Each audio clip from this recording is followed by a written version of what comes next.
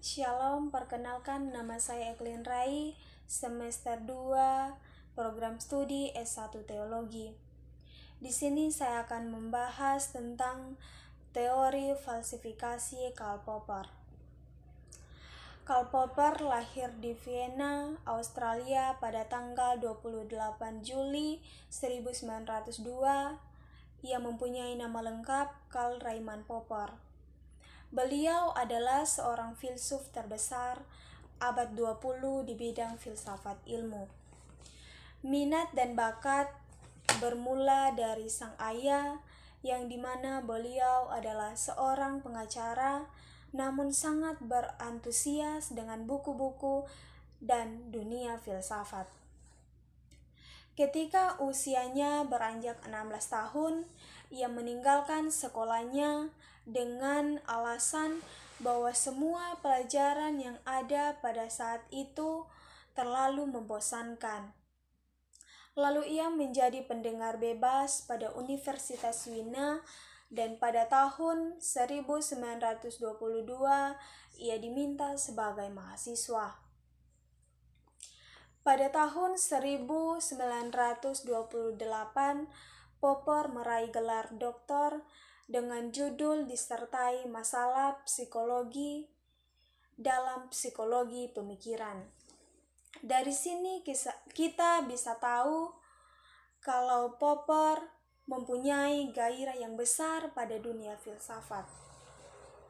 Seorang Raimund Karl Popper yang pada tahun 1934 mendobrak dunia filsafat sains dengan bukunya yang berjudul The Logic of Science Discovery. Dalam bukunya tersebut, Karl Popper melakukan banyak kritik terhadap kecenderungan metodologi sains di masa itu yang didominasi oleh kaum yang menganut ajaran positivisme. Lantas, apakah positivisme itu? Pengertian positivisme secara terminologis adalah suatu paham yang dalam pencapaian kebenarannya bersumber dan berakal dan berpangkal pada kejadian yang benar-benar terjadi. Jadi segala hal yang di luar itu sama sekali tidak dikaji dalam positivisme. Dalam bukunya ini, Karl Popper mencoba untuk mengajukan sebuah gagasan yang menarik mengenai falsifikasi, karena pada sebelumnya kaum positivisme banyak menggunakan prinsip verifikasi, yaitu menggunakan pembuktian dengan fakta-fakta empiris untuk mendukung sebuah teori sains.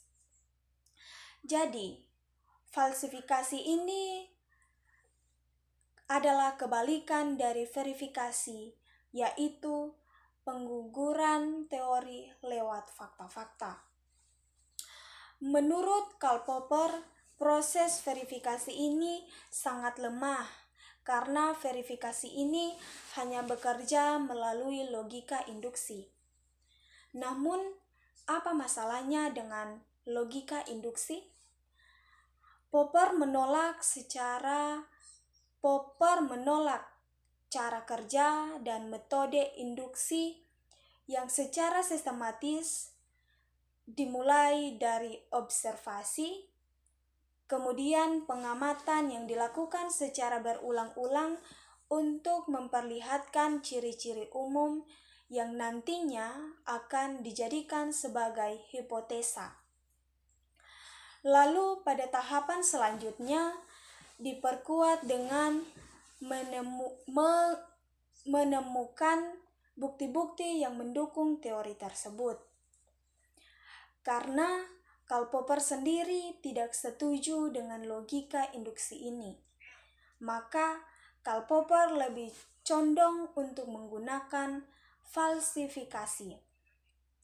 Jadi, pada fokus penelitian sains, bukanlah pembuktian positif, melainkan pembuktian negatif, yang dimana artinya fokus pada penelitian adalah sebuah pembuktian bahwa suatu teori adalah salah dengan menjodorkan suatu bukti yang membuktikan bahwa suatu teori itu adalah salah.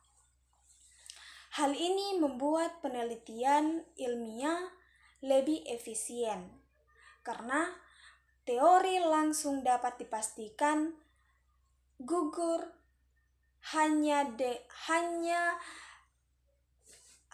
dengan menyediakan sebuah fakta yang bertentangan dengannya. Hal ini tentu berbeda dengan verifikasi, karena verifikasi membutuhkan banyak sampel untuk bisa mengambil suatu kesimpulan. Bahkan dengan banyaknya sampel itu tidak bisa memastikan bahwa teori tersebut benar-benar ada. Karena sampel bagian manapun hanyalah bagian kecil dari keseluruhan objek penelitian. Jadi, pada intinya, Popper mencoba untuk mengatakan bahwa suatu teori tidak bersifat ilmiah hanya karena bisa dibuktikan kebenarannya, tetapi juga harus bisa dapat diuji. Dalam artian bahwa diuji dengan percobaan-percobaan sistematis untuk menyangkalnya. Apabila suatu hipotesa dapat bertahan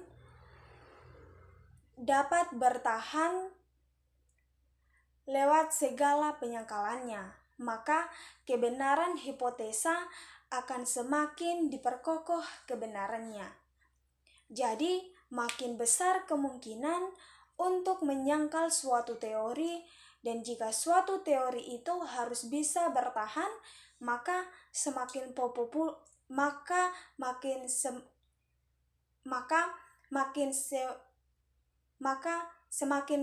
pula kebenarannya. Untuk memudahkan pemahaman kita, ada salah satu contoh yang dapat kita gunakan.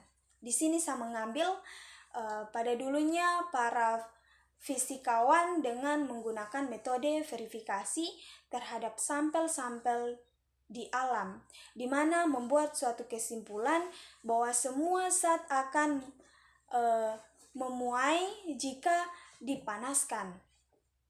Sesungguhnya teori ini sudah menjadi mitos selama berabad dalam dunia fisika. Namun, dalam pandangan filsafat ilmu Popper, teori tersebut tidak dianggap sebagai kebenaran mutlak, namun akan dianggap sebagai benarnya keyakinan. Ia hanyalah bersifat dengan sementara atau hanya bersifat sementara.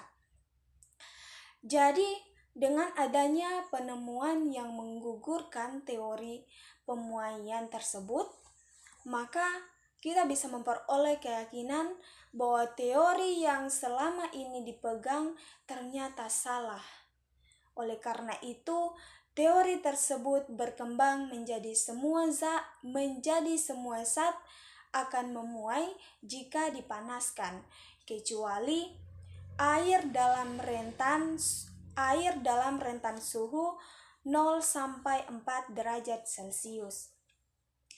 Akan tetapi, teori itu juga tidak bisa dikatakan kebenarannya mutlak, di mana ia akan bisa dibenarkan jika tidak ditemukan fakta yang bertentangan dengannya. Jadi, itulah kisah mengenai Karl Popper yang teori falsifikasinya.